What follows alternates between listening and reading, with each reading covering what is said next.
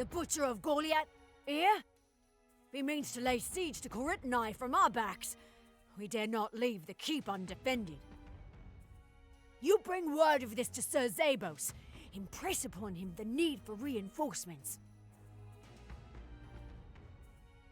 Forget the others. It's the boy I want.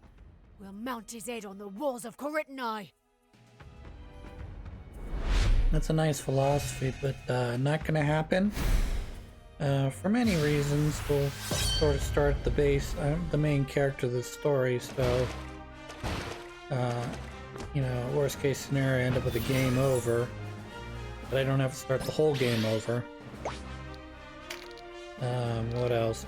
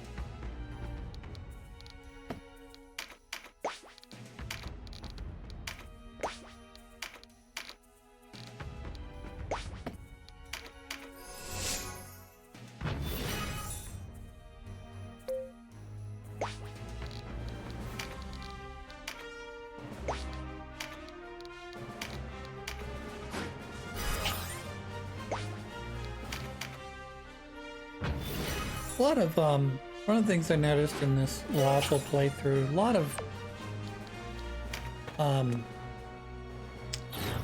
whatever you want to call them, healers as leaders in these missions.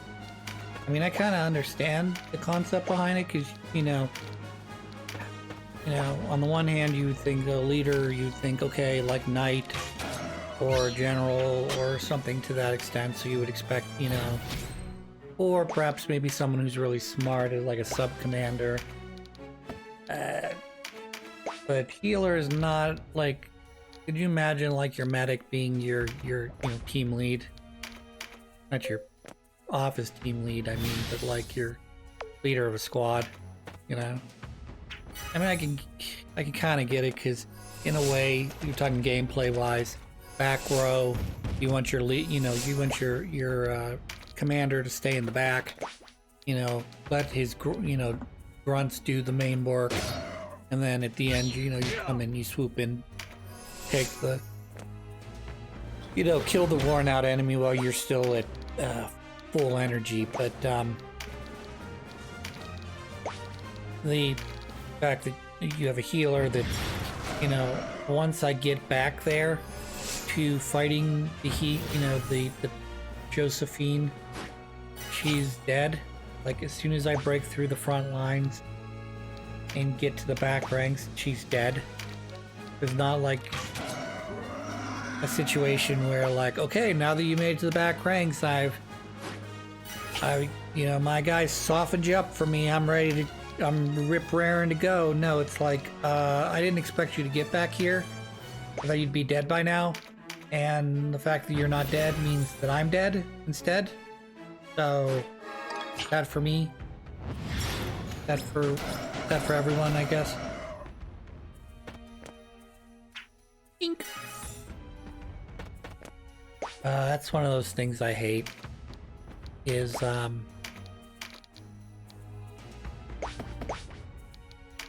like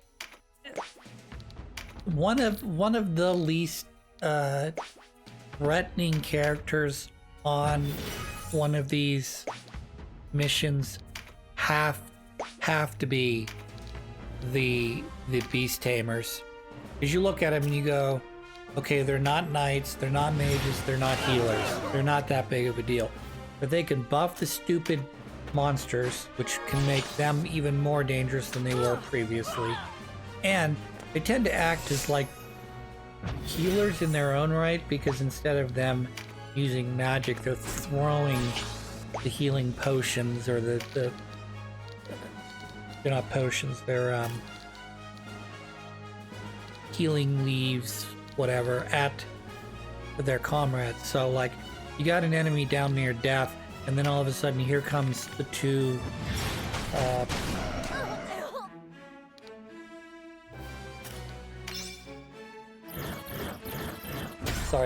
here comes the two beast tamers to not heal them all the way up, but to heal them like 50% of the way to their max health, and it's just like, didn't see that coming. Think they're just getting ready to set up for another attack. Nope, they're just here to heal the other guys.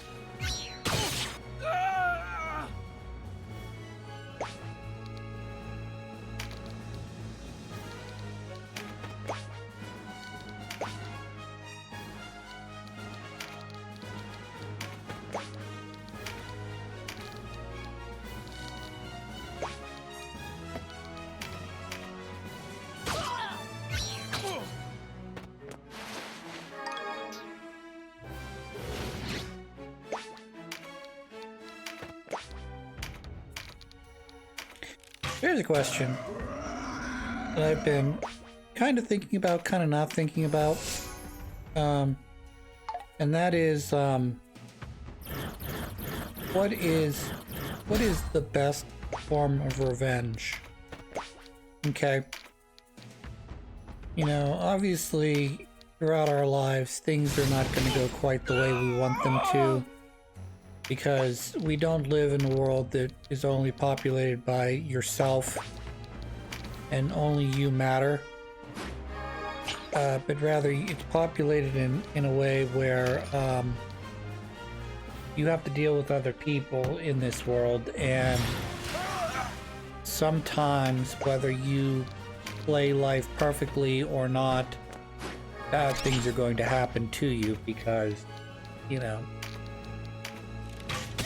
people don't like you, they're jealous of you, you know, the place you work at lays you off because, you know, you did a shitty job, or you did a great job, but they can't afford you anymore because you make too much money, or they're downsizing the company and you just happen to be on the chopping block.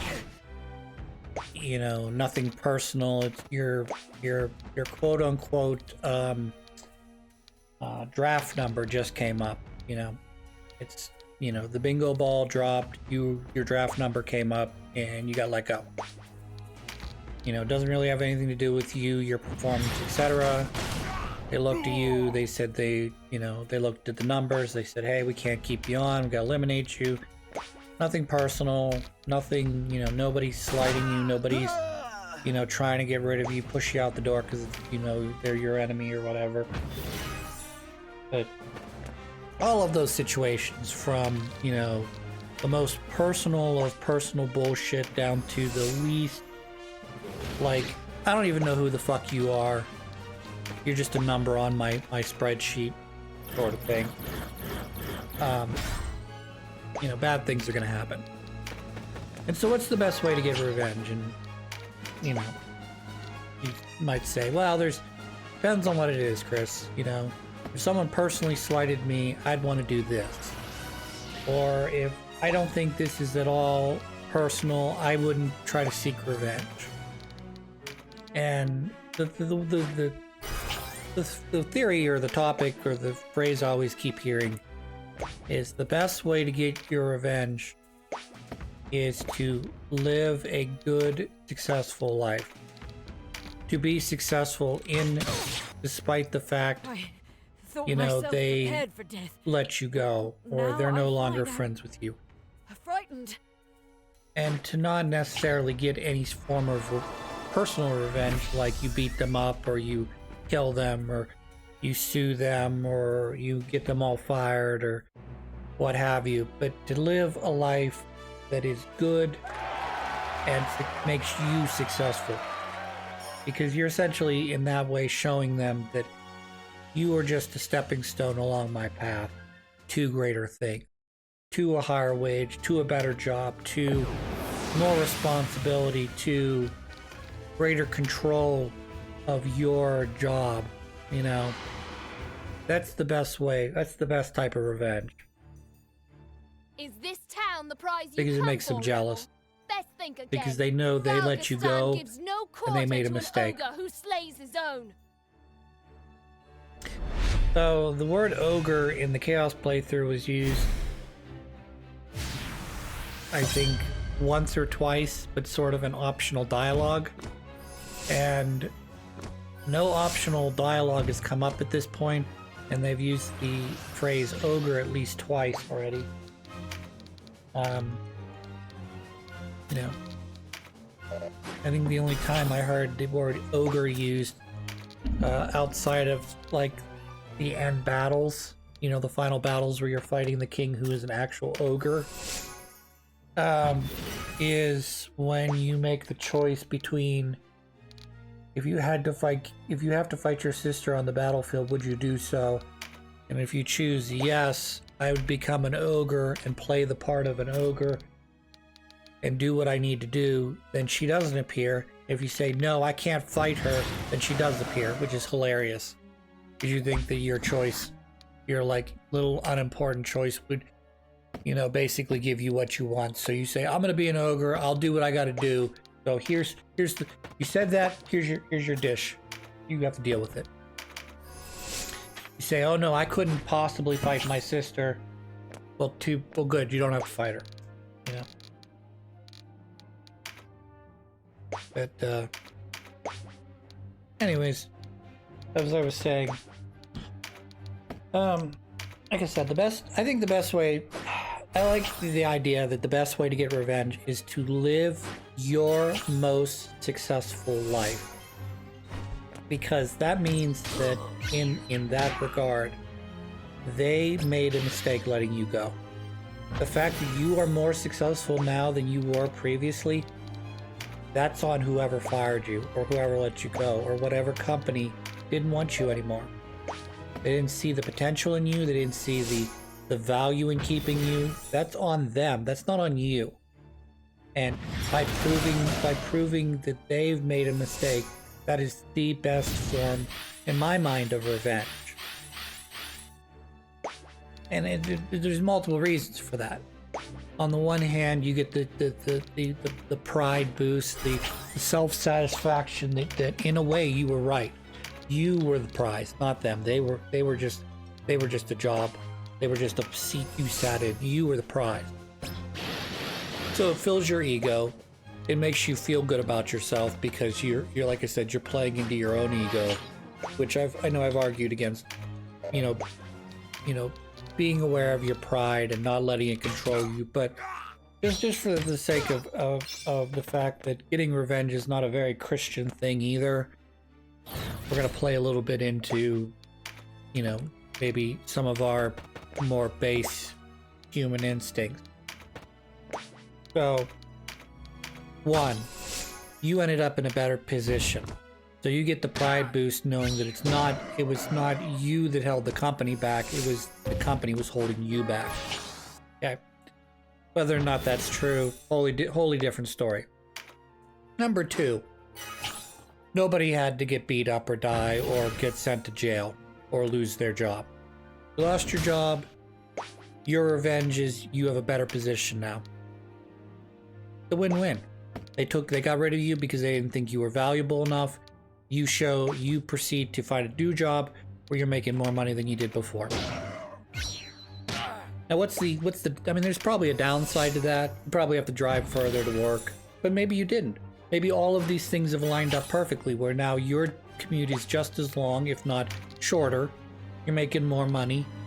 You're doing maybe, I don't know, you have less responsibilities, but you have more ability to maybe say, dictate the day-to-day comings and goings of other people. I don't know, whatever floats your boat, is what I'm trying to say. So,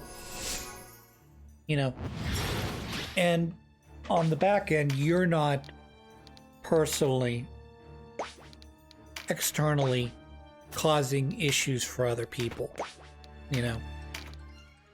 i.e. you're not, you're not doing something to actually get revenge. Like, you're not saying, well, I'm gonna give them a bad review on Indeed or whatever, so it makes it harder for them to hire, or I'm gonna get my revenge by poaching all of their talent, get all my friends to leave the company.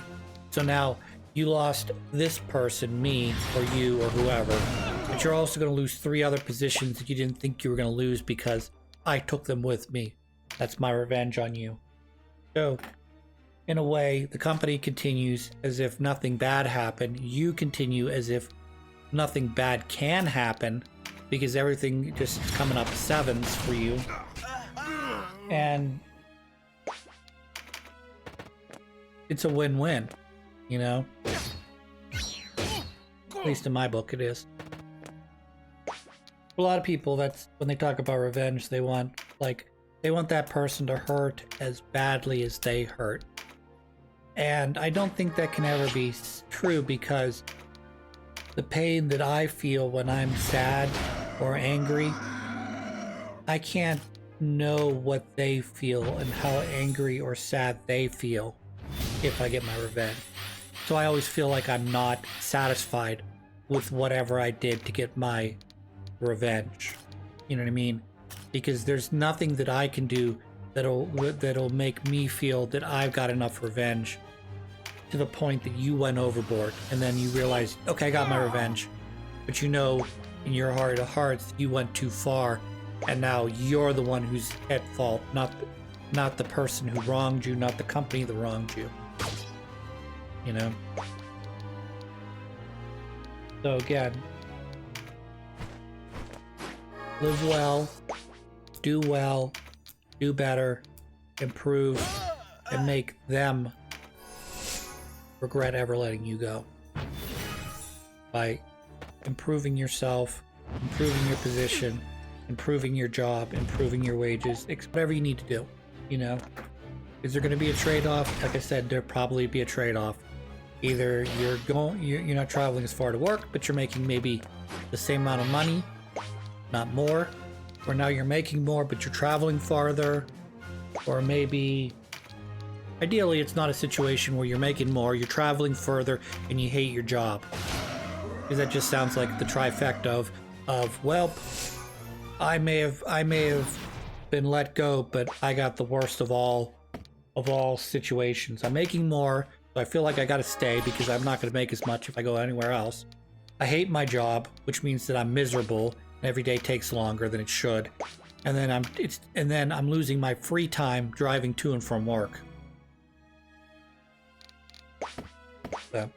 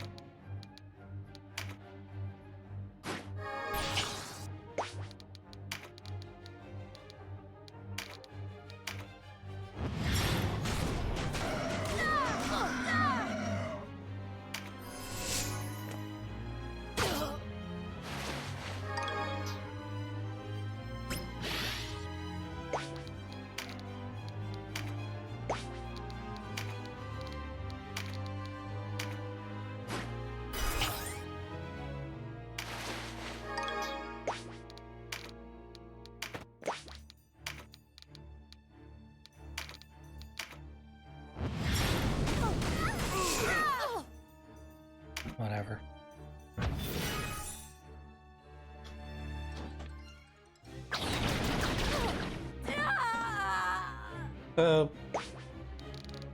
I know I haven't mentioned a couple episodes. I'm not gonna, hopefully not keep bringing this up, but obviously I'm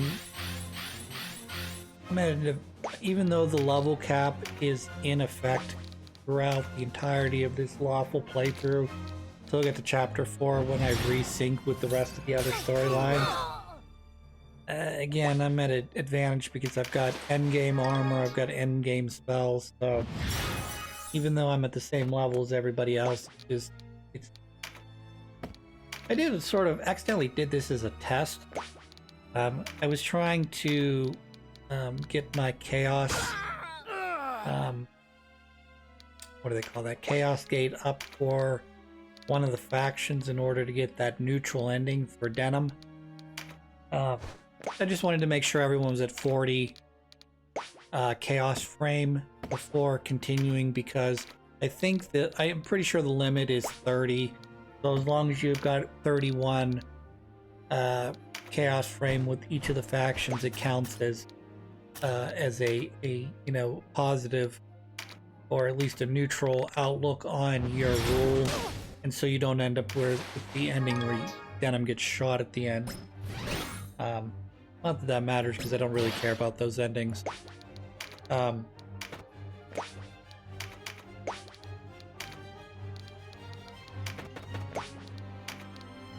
But I discovered that if you take a bunch of level 1 characters and throw them into a pot, the game will give you training missions with only level 1s. And it takes a while, obviously, for unarmed level 1s to get killed by armored / weaponized level 1.